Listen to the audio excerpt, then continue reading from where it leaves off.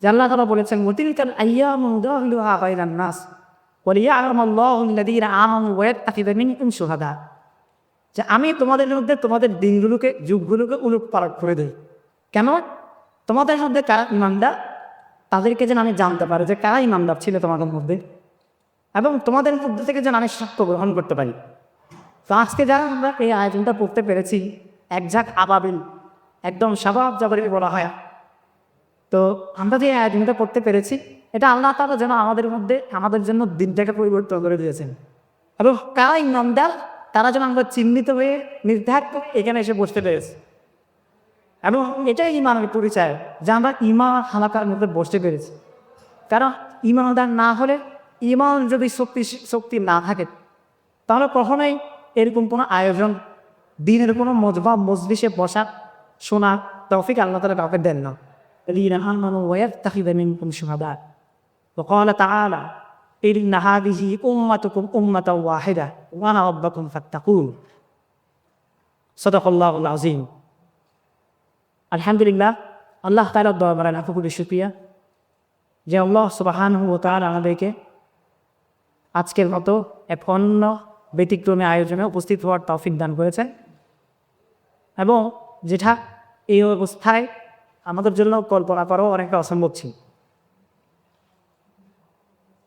আমার আজকে অনেক দিন আগের একটা কথা মনে পড়ছে, এ নিয়ে আমার রুয়েটে তৃতীয়বারের মতো আসা। প্রথমবার আসা হয়েছিল 2022 সালে। আমার কিছু ব্যস্ত এখানে পড়াশোনা করে তাদের দাওয়াত আসা হয়েছিল।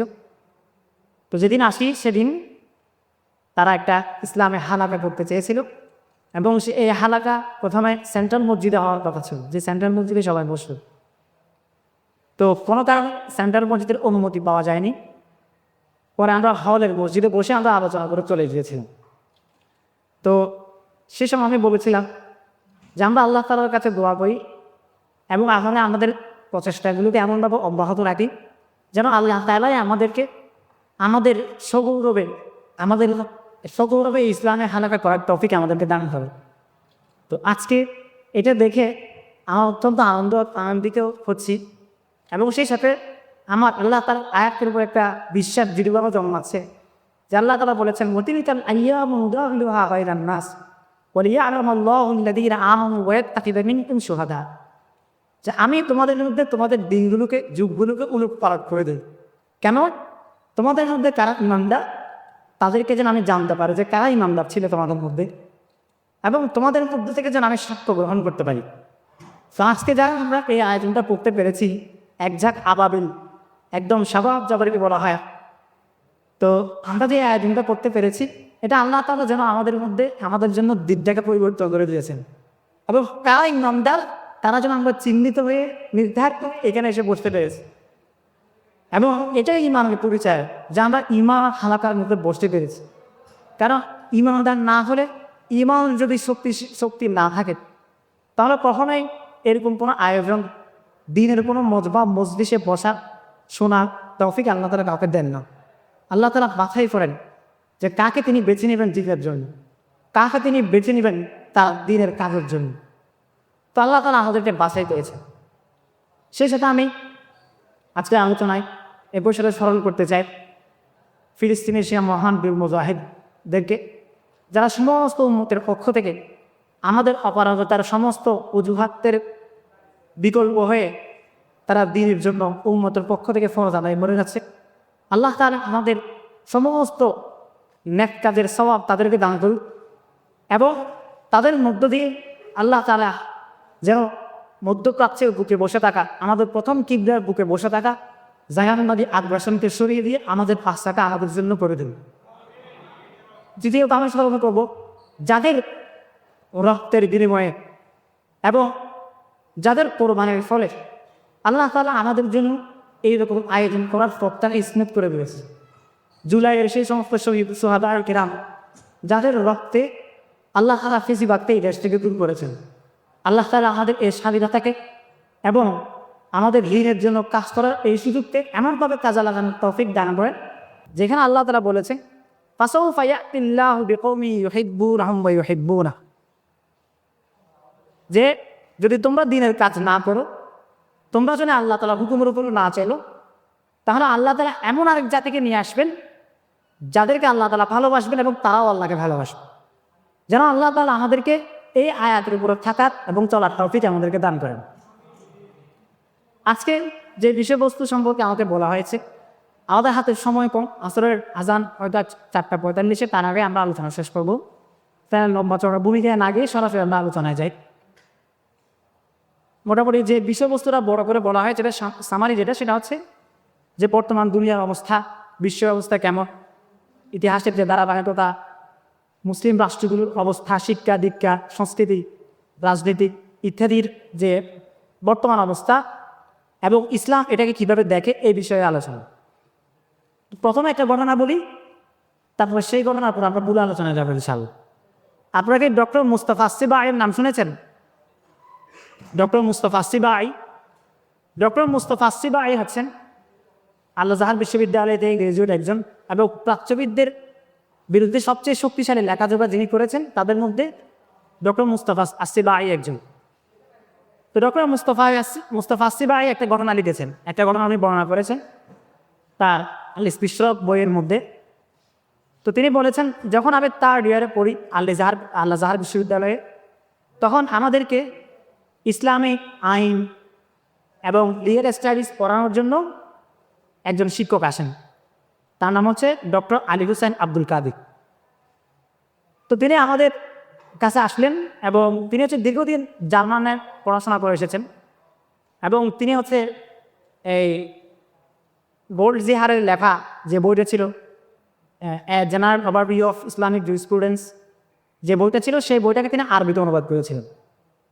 তো তিনি প্রথম দিন এসে আমাদেরকে বললেন যে আমি আজকে তোমাদেরকে এমন কিছু পড়াতে যাব ইসলামী আইন সম্পর্কে যেটার সাথে আল আজহার পরিচিত না, এবং আমি নিজে 14 বছর আল আজহার বিশ্ববিদ্যালয়ে পড়াশোনা করেছি এবং ইসলামকে আমি ওইভাবে জানতে পারি নাই বা ইসলামের আসল রূপের দেখা আমি পাই নাই, যেটা আমি ইউরোপে গিয়ে জার্মানায় পড়াশোনা করার পরে জানতে পেরেছি। তো এটা শোনার পরে মুস্তাফা আসিবাই বলছেন যে আমরা সবাই ছাত্র হিসেবে সবাই আশ্চর্য হয়ে গেলাম যে তিনি এটা কেমন কথা বলছেন। এরপর তিনি আলোচনা শুরু করলেন।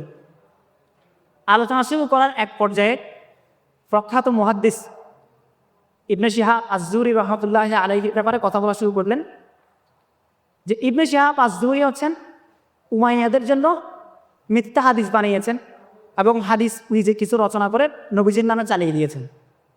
তো এই কথা শোনার পরে আমি আরও অবাক হলাম এবং আমি তাকে চ্যালেঞ্জ করলাম যে ইবনে শিহাব আজ-জুহরি এরকম কোনো কিছু করেন নাই।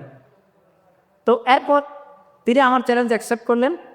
এরপর আমি আল আজহার বিশ্ববিদ্যালয়ের লাইব্রেরিতে 3 মাস নানানভাবে ঘাটাঘাটি করলাম এবং মিশরের জাতীয় লাইব্রেরিতে প্রচুর ঘাটাঘাটি করলাম। কোথাও এমন কোনো কিছু পেলাম না প্রাচ্যবিদদের লেখা ছাড়া বা গোল্ডজিহারের লেখা ছাড়া যেখানে বলা হয়েছে যে ইবনে শিহাব আজ-জুহরি রহমতুল্লাহ আলাইহি উমাইয়াদের জন্য মিথ্যা হাদিস রচনা করেছেন, বরং এটা ছিল তার বিরুদ্ধে একটা মিথ্যাচার। এরপর আমি এসে আমার শিক্ষককে জানালাম সেটা। তারপরে একটা সেমিনারের আয়োজন করা হলো। সেই সেমিনারের মধ্যে আমি পুরো বাস্তবতাটাকে তুলে ধরলাম, তারপর তিনি সেটা মেনে নিলেন। তো এই ঘটনাটা কেন বললাম এটা আমরা একটু পরে এটা বুঝতে পারবো যে ইসলামকে কলোনি করার পরে ইউরোপিয়ান কলোনিগুলো মধ্যপ্রাচ্যে বা আরব বিশ্বে বা ইসলামী বিশ্বের মধ্যে মুসলিম পপুলেশন যেখানে আছে, এইখানে এই জনপদগুলোর মধ্যে কলোনিয়ালিজম হওয়ার পর, কলোনি গঠন করার পরে ইসলামের যে রূপ রেখা ছিল সেইটাকে পরিবর্তন করে যারা পরিবেশবাদ কায়েম করেছিল তাদের পারপাস কীভাবে সার্ভ করা হয়েছিল, যার ফলে এইখানকার অনেক ইসলামী জ্ঞান তত্ত্বে বা যারা বিদগ্ধ ব্যক্তি ছিল তাদের নিজ ভাষায় বা তাদের নিজ গবেষণার খাতিরে তারা নিজেরা পর্যন্ত এই কথা বলে বসেছে যে ইসলাম আমরা এইখানে এভাবে জানতে পারিনি যেভাবে আমরা ইউরোপে গিয়ে জানতে পেরেছি। এটার জন্য আমাদেরকে রাসূলের জন্মের 200 বছর আগে যাওয়া লাগবে, অর্থাৎ খ্রিস্টীয় 4র্থ শতাব্দীতে। তো খ্রিস্টীয় 4র্থ শতাব্দীর শুরুর দিকে কী হয়েছিল, তখনকার যে খ্রিস্টীয় জনগণ ছিল বা খ্রিস্টীয় যে শ্রেণী ছিল খ্রিস্টানদের মধ্যে, তাদের মধ্যে 2টা ভাগ ছিল। একটা ভাগ ছিল হচ্ছে চার্চ কেন্দ্রিক, যারা গির্জার একটা হায়ারার্কি প্রতিষ্ঠিত হয়েছিল এবং গির্জায় সব কিছু সিদ্ধান্ত নিত, সব কিছু ও প্রায় নিয়ন্ত্রণ করত। আর একটা অংশ ছিল যারা ধর্মকর্মের বানাই ছিল না, তাদের মধ্যে তারা ধর্মকর্ম মানত না। তো যারা গির্জার পরিচালনা করতো বা চার্চের লোকজন ছিল, তারা মানুষকে গোমরাহ করার জন্য বা মানুষের মধ্যে নিজেদের কর্তৃত্ব প্রতিষ্ঠা করার জন্য তারা বাইবেলকে বিকৃত করা থেকে শুরু করে আরও যাহা কিছু করা দরকার, দিনকে যেভাবে যেভাবে বিকৃত করতে হয় সেভাবে বিকৃত করে ফেলেছেন। কথা প্রসঙ্গে আরেকটা কথা বলি, দিনের বিকৃতি মানে কি? দিনের বিকৃতি মানে হলো আল্লাহ তাআলা যে কিতাব নাজিল করেছেন, শরীয়তটাকে যেভাবে পাঠিয়েছেন, এবং যে রাইভিং ডোমেন থাকে প্রত্যেকটা সভ্যতা, প্রত্যেকটা ধর্মের, সেই ডোমেনটাকে চেঞ্জ করে ফেলা, বিকৃত করে ফেলা, এবং একই সাথে যে নবী আসেন, যে নবী ওই কিতাব নিয়ে এসেছেন, সেই নবীকে একেবারে তুচ্ছ করে ফেলা, তাকে গুরুত্বহীন করে ফেলা। যখন কোনো একজন নবীকে বা কোনো একটা মতবাদের প্রবক্তাকে, কোনো একটা দিনের প্রতিষ্ঠাতাকে যখন কি করা হবে, তুচ্ছ করে ফেলা হবে, একদম আদারিং করে ফেলা হবে, তখন যেটা হবে যে তখন আর ওই ধর্মের মৌলিকত্ব বহাল থাকে না। আমরা কেন স্বাধীন ইস্যুতে, নবী অপমানের ইস্যুতে আমরা কঠোর বা আমরা সোচ্চার হই, কেন হই? কারণ নবীর ইজ্জতকে, নবীর তাজিমকে আমাদের দিনের সাথে একদম একেবারে রৈখিক করে দেওয়া হয়েছে। এই কারণে আমরা সোচ্চার থাকি। কিন্তু এর পিছনের কারণটা কি? যখন কোনো নবীকে অপমান করা হবে, কোনো নবীকে তুচ্ছ তাচ্ছিল্য করা হবে, এটা দিয়ে মুসলমানদের যে ক্ষোভ জাগে রাগ হয়, এটা দেখে নাস্তিকরা বা ইসলাম বিদ্বেষীরা এটার সমাধানটা বুঝতে পারে না, এটার মেকানিজমটা তারা বুঝতে পারে না। তাদের চিন্তা হলো যে একজন ব্যক্তিকে বলাই কি আসে যায়, সে তো একটা ব্যক্তি, তুমি তোমার ধর্ম মানো, তোমাকে যেটা বলেছে তুমি সেটা করো, কিন্তু যাকে আমরা বলছি তাকে তো আমি মানি না, সো আমি তাকে যদি অপমান করি তাহলে তোমার কি আসে যায়। কিন্তু আমাদের কাছে এটা কেন ম্যাটার করে? কারণ যখন নবীকে যখন অপমান করা হচ্ছে, মূলত এই নবীর অপমানের ক্ষেত্রে উদার দৃষ্টিভঙ্গি বা এটাকে নর্মালাইজ করে অর্থ হলো দিনকে বিকৃত হওয়ার সুযোগ দেওয়া, একসময় দিনটা নাই করে দেওয়া, যেটা ইহুদি খ্রিস্টানদের ক্ষেত্রে হয়েছিল। তারা তাদের নবীকে এবং তাদের নবীর ইজ্জতের ব্যাপারে, তাদের নবীর আনা শরীয়তের ব্যাপারে নিজেরাই নিজেদের মধ্যে বিক্রি করতো, এবং এটার ব্যাপারে তারা উদার ছিল, এবং তারা এটা কোনো অপরাধও মনে করতো না, যেটা আল্লাহ তাআলা কোরআনের মধ্যে বলেছেন, ওয়ায়াকুলুনা হুয়া মিন ইনদিল্লাহ ওয়া মা হুয়া মিন ইনদিল্লাহ।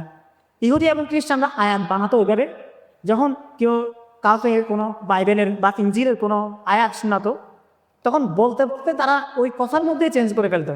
যেমন কেউ সূরা ফাতিহা কাউকে শোনাচ্ছে, আলহামদুলিল্লাহ রাব্বিল আলামিন আর রহমানির রহিম মালিকি ইয়াউমিদ্দিন, এরপর নিজে একটা কথা ঢুকিয়ে দিত, তারপরে বলতে ইয়াকা না'বুদু ওয়া ইয়াকা নাস্তাঈন। অর্থাৎ বলতে বলতে এমনভাবে কথাটাকে সাজাতো মনে হতো যেটা আল্লাহর কালাম, কিন্তু আদতে এটা তার কথা। আল্লাহ তাআলা বলেছেন ওয়ায়াকুলুনা হুয়া মিন ইনদিল্লাহ ওয়া মা হুয়া মিন ইনদিল্লাহ। তো এইভাবে তারা পুরো জিনিসটাকে এইভাবে বিকৃত করে ফেলতো। তো ওই সময় খ্রিস্টানদের মধ্যে যখন এই চাষ শ্রেণীটা এইভাবে দিন দিন বিকৃত করে ফেলছিল, তখন ৪র্থ শতাব্দীর শুরুর দিকে একজন পাদ্রীর আবির্ভাব হয়, যার নাম ছিল আরিউস। আপনারা হয়তো নাম শুনে থাকবেন। তো আরিউস ছিল মূলত মিশরের আলেকজান্দ্রিয়াতে জন্ম নেওয়া একজন বিশপ, পাদ্রী। তো সে অল্প বয়সের মধ্যেই যেহেতু অনেক দিনদার খ্রিস্টান ছিল, তখন তো ইসলাম আসেনি, এবং সে তাওহীদবাদী খ্রিস্টান ছিল। সে আল্লাহ তাআলার একত্ববাদী বিশ্বাস করত, সেটার কথাই বলতো, এবং সে বিকৃত কিতাবের বিরুদ্ধে কথা বলতো। যদিও সেই বিকৃত কিতাবের বিরুদ্ধে তার আন্দোলনটা পড়া শুরু হয়েছে, কিন্তু প্রথম দিকে তার এই আচরণ এবং নৈতিকতার কারণে আলেকজান্দ্রিয়ার যে মেন প্যাট্রিয়ার্ক ছিল, সে তাকে সম্মাস বা পাদ্রী উপাধি দেয়। কিছুদিন পরে তাকে আলেকজান্দ্রিয়ার একটা গির্জার প্রধান পাদ্রী হিসেবে নিয়োগ দেয়। এরপর আরিউসের মূল আন্দোলন শুরু হয়। সে একত্ববাদের পক্ষে কথা বলতে থাকে, এবং বিকৃত খ্রিস্ট বা বাইবেলকে বিকৃত করে ফেলা, তারপরে তৃতীয়বাদ রূপে সে খণ্ডন করতে থাকে। তো তার এই কর্মকাণ্ডে বিরক্ত হয়ে এক পর্যায়ে সমস্ত পাদ্রী মিলে তার বিরুদ্ধে অভিযোগ আনে, এবং তার পদ ছিনিয়ে নেওয়া হয়, তাকে মিশর থেকে বের করে দেওয়া হয়। তিনি মিশর থেকে নিকোমেডিয়াতে চলে যান, এবং সেখান থেকে কিছুদিন পরে আবারও মিশরে আসেন। আবার এই ঘটনা রিপিট হয়, তার আবার তাকে বের করে দেওয়া হয়। তো এই ঘটনা তখন সম্রাট কনস্ট্যান্টাইনের কানে যায়, সে নিজে কিন্তু নামে খ্রিস্টান হোক, সে নিজে ছিল আগুন পূজারে কর্তলিক, সূর্য পূজারে কর্তলিক। তো তা আসলে এইসব হুজুরদের মানে খ্রিস্টান হুজুরদের মা তার কিছু আনা যায় না। তার মূল পয়েন্ট ছিল আমার রাজ্য যেন কি থাকে, সুশৃঙ্খল থাকে এবং কোনো ঝামেলা না হয়। এই জন্য সে পাবলিকের দায়িত্ব দেবে যে তোমরা এটা সমাধান করো।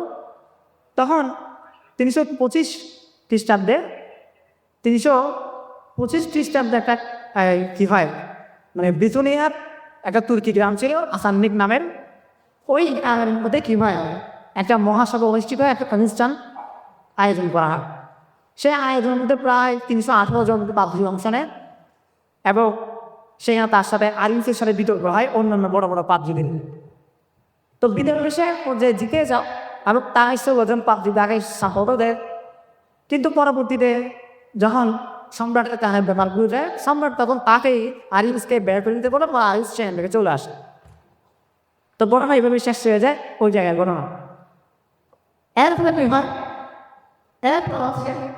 এই আবার মোহাম্মদ সাল্লাল্লাহু আলাইহি সাল্লাম আসা 100 বছর আগে 15 শতাব্দীর শুরুর দিকে খ্রিস্টানদের মধ্যে আরও দুটা হয়ে যায়। ইতিহাসের এই ধারায় ক্যাথলিক অর্থোডক্স এই লম্বা আলোচনার দিকে যাচ্ছে না, কিন্তু আমাদের সঙ্গে কম। তো আরও দুইটা ভাগ হয়ে যায়। এরপর ইসলাম আসে। ইসলাম আসার পরে কি হয়, ইসলাম আসার পরে এই ধরনের যে সমস্ত এলাকাগুলোতে বিতর্কগুলো ছিল এই এলাকাগুলো জয় করতে শুরু করে। মিশর, তারপরে আরও যা যা অঞ্চলগুলো ছিল ফ্রান্স, অক্সানিয়া বা যেটাকে আমরা নাহারের অঞ্চল বলি, তাজিকিস্তান, উজবেকিস্তান, বনকা, ককেশাস সহ এই অঞ্চলগুলো ইসলামের অধীনে চলে আসে। এবং ইসলামের একচ্ছত্র আধিপত্য যখন তৈরি হয় সেখানে, তখন আস্তে আস্তে খ্রিস্টবাদ সংকীর্ণ সংকুচিত হতে হতে তাদের মধ্যকার বিতর্কগুলো তাদের মধ্যে হয়ে যায়, যে কয়েকটা চাপ কেন্দ্রিত হয়ে যায়। এরপর এটা সাধারণ জনগণের মধ্যে ছিল। ইসলামের যখন চলমান ছিল দীর্ঘ একটা সময় ধরে, পরবর্তীতে কি হয় 15 শতাব্দীর দিকে আর অনেক পরে এসে প্রোটেস্ট্যান্ট আন্দোলন হয়। আমরা মোটামুটি দেখা রাজিতে এই ব্যাপারে প্রোটেস্ট্যান্ট আন্দোলনের মূল কথা কী ছিল, সেটা ছিল হচ্ছে অর্থাৎ প্রোটেস্ট্যান্ট আন্দোলনের মূল যে ব্যক্তিদের মধ্যে ছিল এদের মধ্যে একজন ছিল মার্টিন লুথার। তো মার্টিন লুথারের বক্তব্য ছিল যে লে ইন্টারপ্রিটেশন মানে এই বাইবেলের তাফসীরকে আম করে দেওয়া, quote unquote the democratization of knowledge.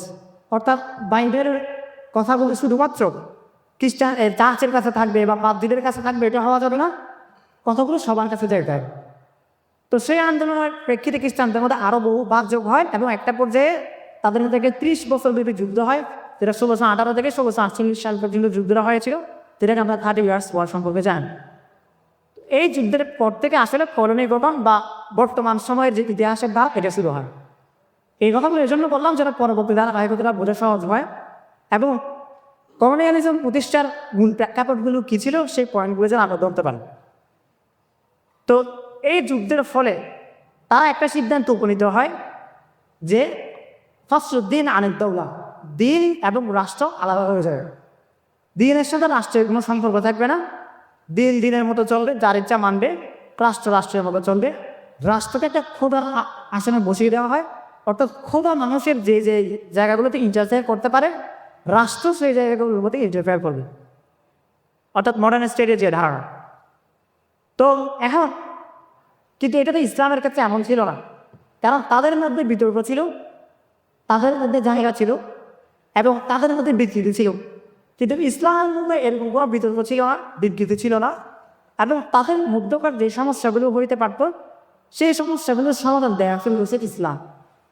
কিন্তু তাদের মধ্যে যে শ্রেণীরা ইসলামকে মানতে চেয়েছে তারা তো ইসলাম মেনেই ফেলেছে, কিন্তু যে শ্রেণীটা ইসলাম মানতে চায় না, আবার নিজেদের বিতর্কের সমাধানও চাইছে, নিজেদের বিকৃতির সমাধানও চেয়েছে, তো তারা ইসলামের দিকে না এসে তারা ইসলামকেও বাদ দিয়ে দিল, নিজেদের দিনকেও বাদ দিয়ে দিল। তো পরবর্তীতে এটা তারা আস্তে আস্তে প্রাচ্যের মধ্যে ঢুকানো শুরু করে, যেহেতু তাদের মধ্যে বিকৃতি তারা নষ্ট হয়ে গেছে।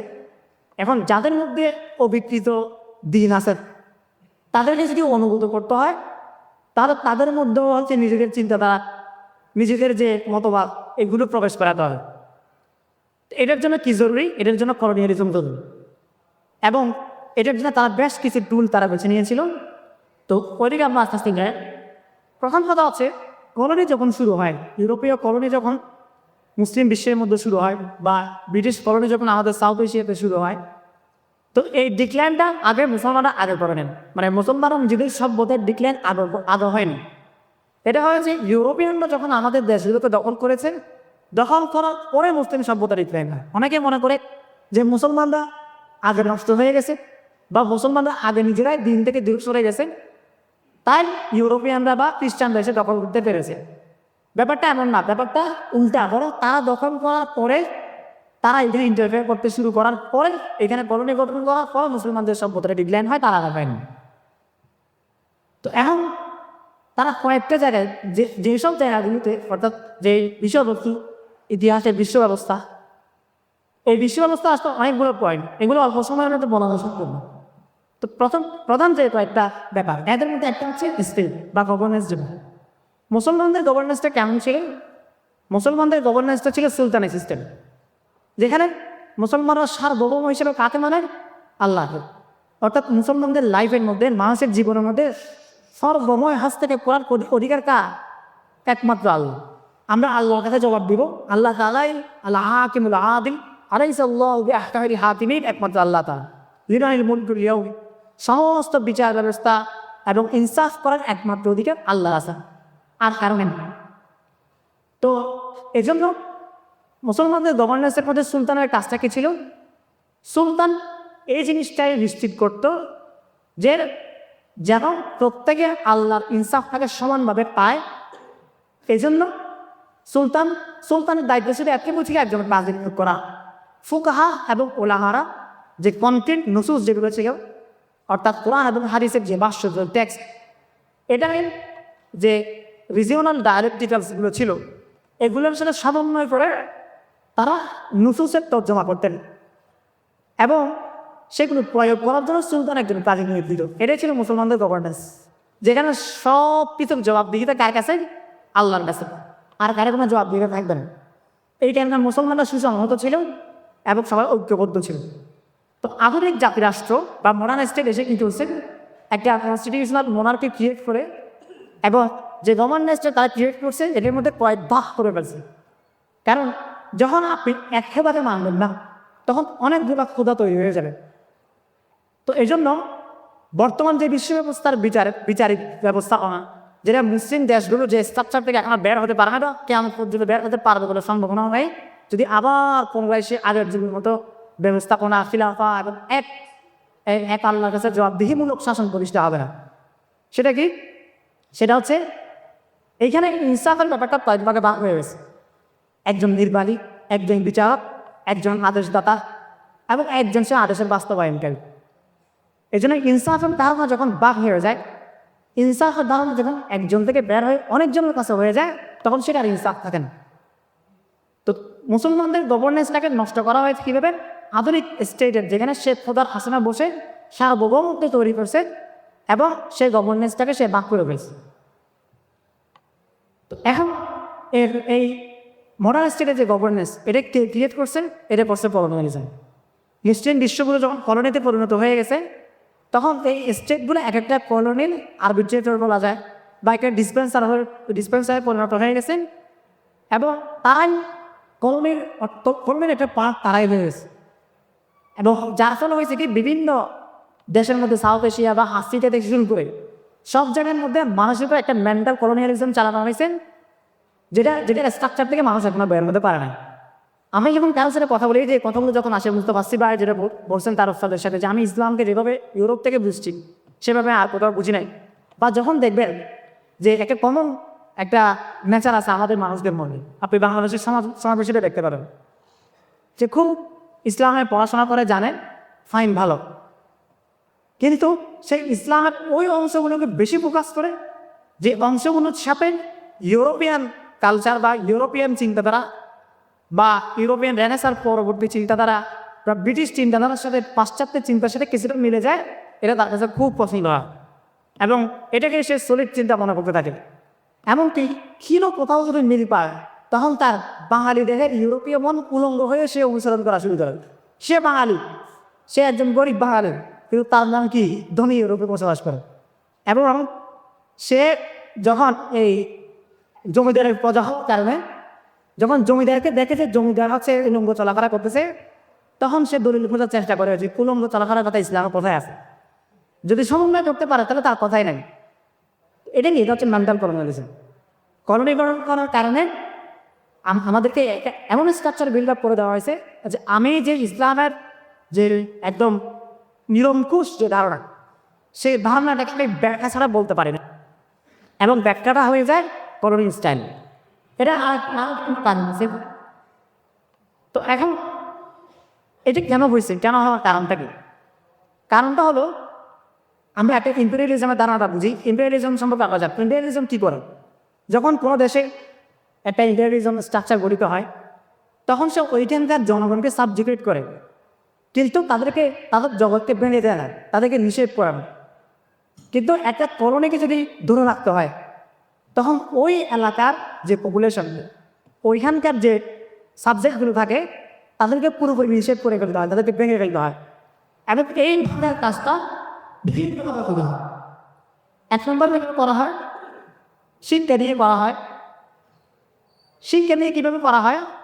প্রথমে শিক্ষার ব্যাপারটা প্রত্যেকে আসে, এটার সাথে একটা রাষ্ট্রের একটা সম্পর্ক আছে, মডার্ন স্টেটের একটা সম্পর্ক আছে। স্টেট আপনাকে কি বলে যে আপনাকে ভালো নাগরিক হতে হবে। কোনো স্টেট কাকে বলে? স্টেট ওইটা দিয়ে বলবে যেখানে নাগরিক আছে, অর্থাৎ প্রত্যেকটা স্টেট একটা নাগরিকের ধারণা দেয়। এবং নাগরিকের মধ্যে আরেকটা কথা বলে যে সুনাগরিক হওয়া। সুনাগরিক হওয়ার জন্য সে কল্যাণ এবং অকল্যাণের কিছু ধারণা প্রতিষ্ঠিত করে, যে কল্যাণ অকল্যাণের ধারণাগুলো আবার এক জায়গার সাথে এক স্টেটের সাথে আরেক স্টেটের মিলে না। অর্থাৎ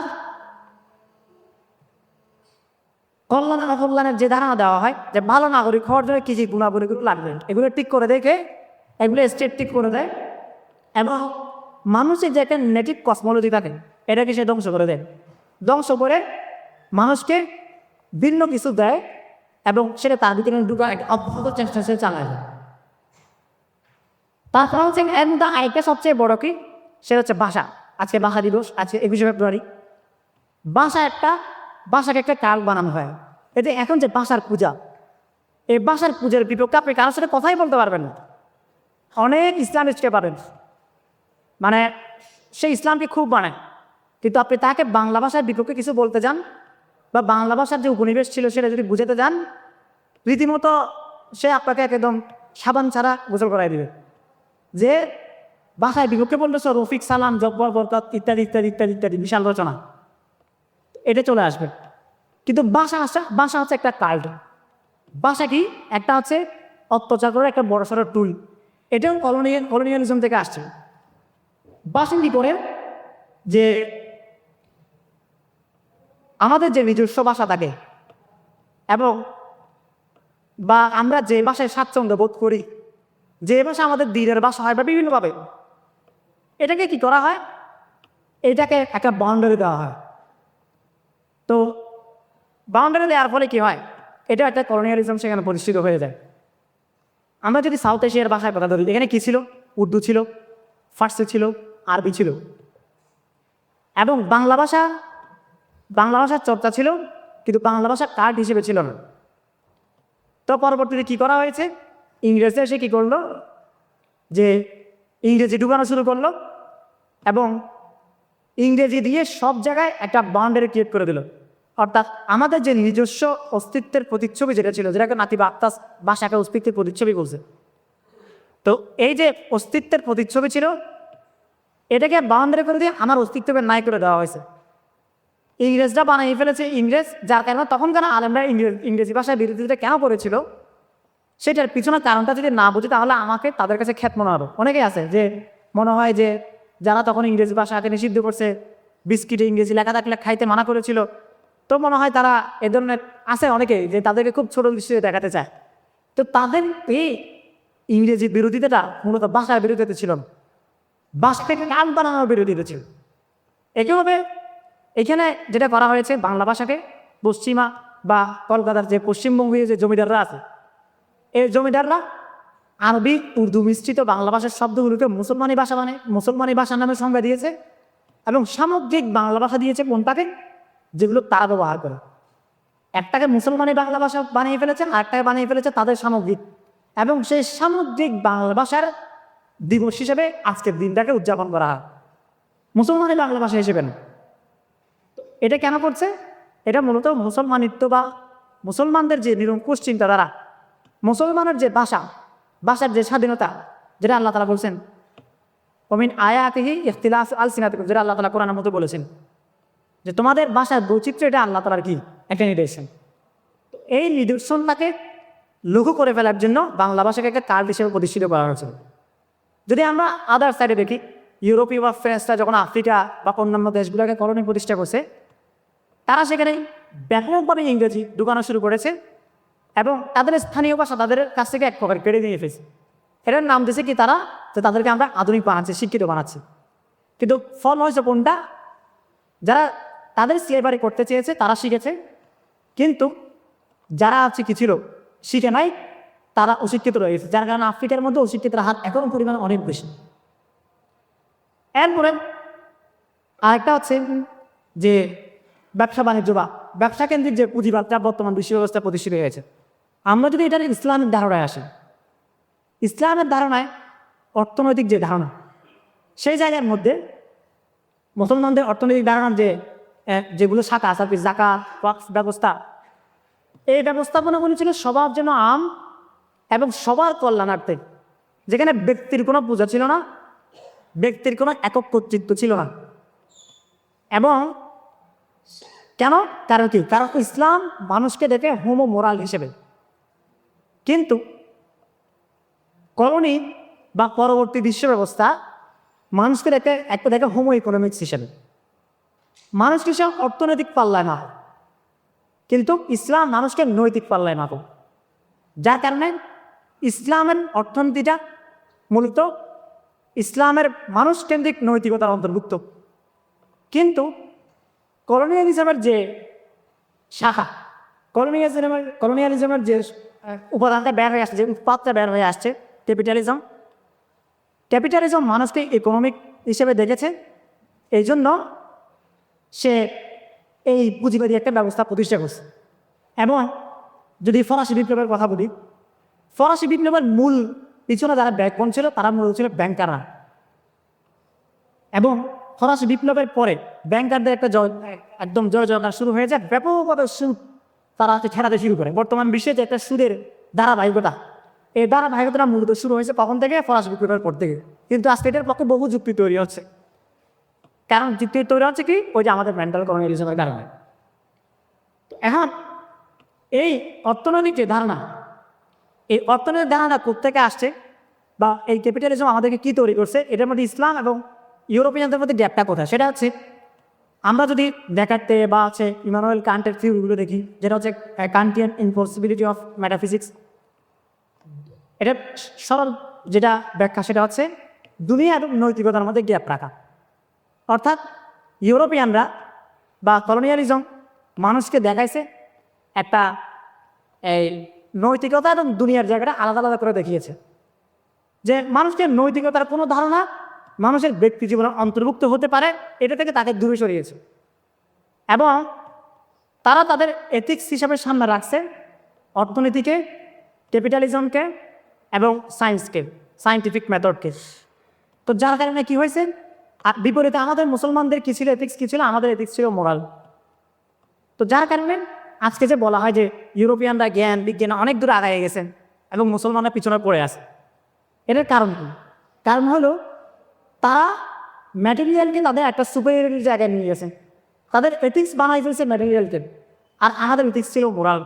এই কারণে ইমাম ইবনে তাইমিয়া রহমতুল্লাহ আলাইহি একটা কথা বলছেন, যে কথাটা আমরা এই কথাগুলো থেকে, উনি বলছেন এক লাইনে, কিন্তু সেই এক লাইনের কথাটা বোঝার জন্য আমাদেরকে এই পুরা যে ফাংশন, এই ফাংশনটা আমাদেরকে বুঝতে হবে যে তাদের এথিক্স, তারা কেন এগিয়ে যাচ্ছে, তাদের এগিয়ে যাওয়ার মূল মন্ত্র কি, আর আমাদের তাদের বক্তব্য মতো আমাদের পিছিয়ে থাকার মূল মন্ত্রটা কি। ইমাম ইবনে তাইমিয়া রহমতুল্লাহ আলাইহি বলছেন যে আল্লাহ তাআলা জাহিলিয়া শব্দটা কোরআনের মধ্যে 4টে জায়গায় ব্যবহার করেছেন। আফা হুকমাল জাহিলিয়াতি ইয়াবগুন ওয়া মান আহসানু মিনাল্লাহি হুকমান লিকওমিন ইউকিনুন। এই যে জাহিলিয়া যে কথাটা বলা হয়েছে, জাহিলিয়া এটা কোরআন আবিষ্কার। কোরআন ছাড়া জাহিলিয়া শব্দটা এরা দেখিও বলে নাই, কোনো আরবি অভিধানে জাহিলিয়া শব্দটা ছিল না। জাহালত ছিল, জাহাল ছিল, কিন্তু জাহিলিয়া ছিলেন। জাহিলিয়া মানে কি তাহলে? ইমাম ইবনে তাইমিয়া বলেছেন যে আল জাহিলিয়াত হিয়া আদামুল ঈমান। জাহিলিয়াতের অর্থ কি? জাহিলিয়াতের অর্থ হচ্ছে ঈমানহীনতা, ঈমান না থাকা। আমরা আমাদের ঈমান সহ সমস্ত পিছিয়ে থাকা সাপেক্ষে আমরা জাহিলিয়াতের অন্তর্ভুক্ত না।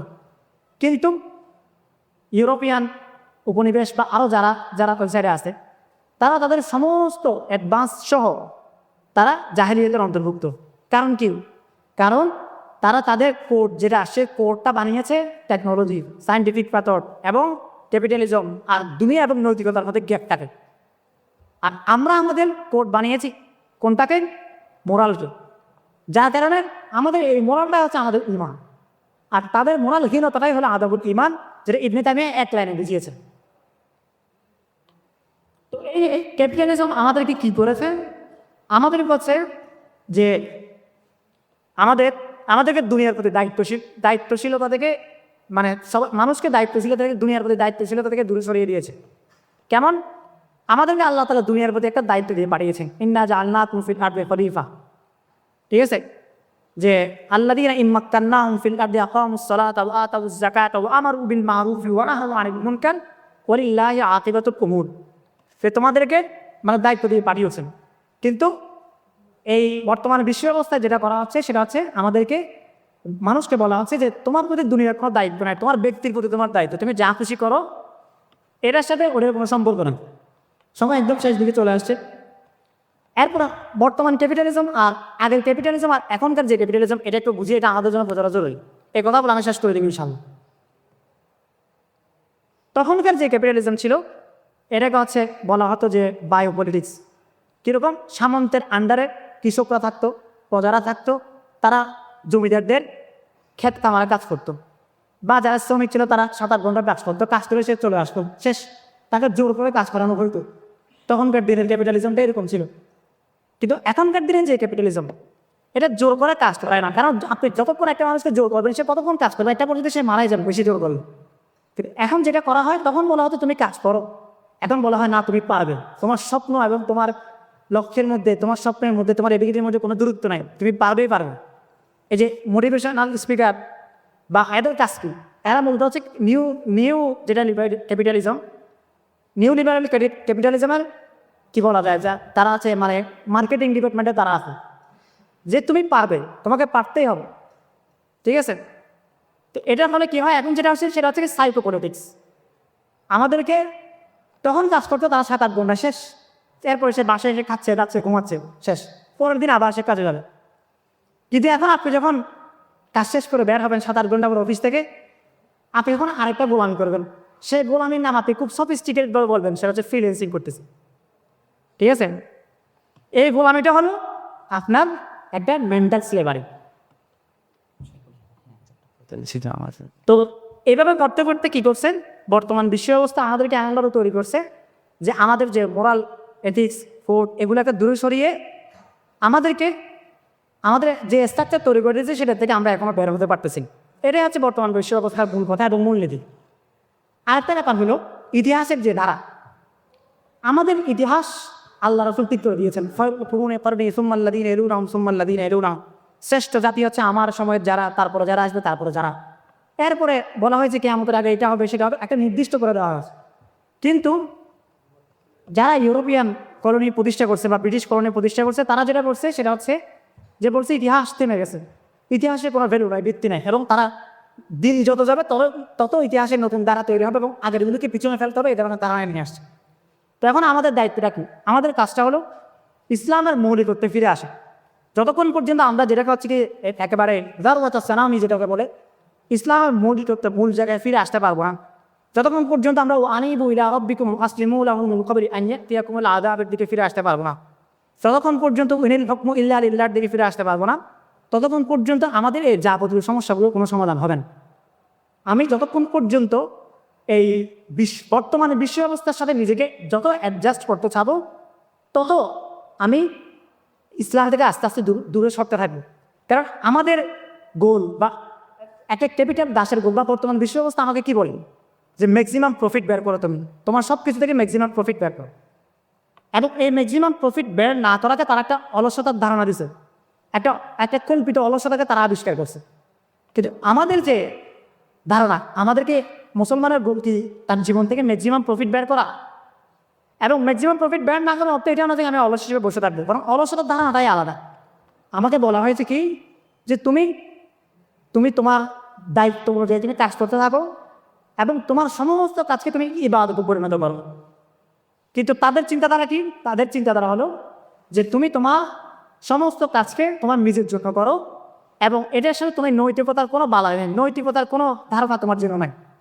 তো আমাদের ক্ষেত্রে উল্টাটা। তো যতক্ষণ পর্যন্ত আমি ইসলামের যে কল্যাণ ধারণা, ইসলামের যে মৌলিকত্ব এবং ইসলামের যে প্রফিট, ইসলামের যে আমাদের আখিরাত কেন্দ্রিক ইবাদত কেন্দ্রিক চিন্তাধারা দিয়েছে, যতক্ষণ পর্যন্ত ওটার দিকে আমি ফিরে না এসে বর্তমান বিশ্ব ব্যবস্থার সাথে নিজেকে একজন আধুনিক মুসলমান, সফিস্টিকেটেড মুসলমান হিসেবে জাহির করতে চাবো, ততক্ষণ পর্যন্ত আমার বাহ্যিকটা ঠিক থাকবে কিন্তু আমার ভিতরটা নষ্ট হয়ে যাবে। এবং আমার এই জঙ্গরা তলব নিয়ে আমি আল্লাহর কাছে যখন হাজির হব, তখন আল্লাহ তাআলা আমাকে যখন প্রশ্ন করবেন, ওয়ান হায়াতি ফিমা আফনা, ওয়ান শাবাবিহি ফিমা আবলা, ওয়ান মালিহি মিম্মা ইকতাসাবা বিমা আনফাক, এগুলো যখন আমাকে প্রশ্ন করবে, ওয়ান ইলমিহি মাজা আমিলা বিমা আলিবা, তখন আমার কাছে কোনো উত্তর থাকবে না। কারণ আমার একমাত্র লক্ষ্য উদ্দেশ্য মাকসাদ হলো ওইটা, যেখানে আমি চাইতে পারবো। কারণ দুনিয়ার মধ্যে আমি যে 4টা জিনিস মোস্টলি চাই, চিরজীবন, চিরযৌবন, চিরসুস্থতা, চিরশান্তি, এটা তো আমি দুনিয়াতে পাবো না। এটা পাবো কোথায়? বেহেশতে, যেটা আল্লাহ রাসূল সাল্লাল্লাহু আলাইহি সাল্লাম বলছেন, ইন্না লাকুম ফিহা আন তাহইয়ু ফালা তামুতু আবাদা ওয়া ইন্না লাকুম ফিহা আন তানআমু ফালা তাবআসু আবাদা ওয়া ইন্না লাকুম ফিহা আন তাসিহহু ফালা তাসকামু আবাদা, যে ওয়া ইন্না লাকুম আন তাশিব্বু ফিহা লা তাহরামু আবাদা।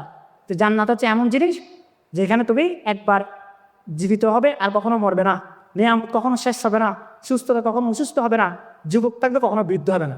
আল্লাহ তাআলা আমাদেরকে যে কাজের জন্য দুনিয়াতে পাঠিয়েছেন সেই কাজ সম্পন্ন করে এবং যে ঘরের জন্য আমাকে মুসাফির হিসেবে দুনিয়ার সফরখানায় পাঠিয়েছেন, এই সফর শেষ করে আবার আমার মঞ্জিলে মকসুদে পৌঁছার তৌফিক আল্লাহ তাআলা আমাদেরকে দান করুন।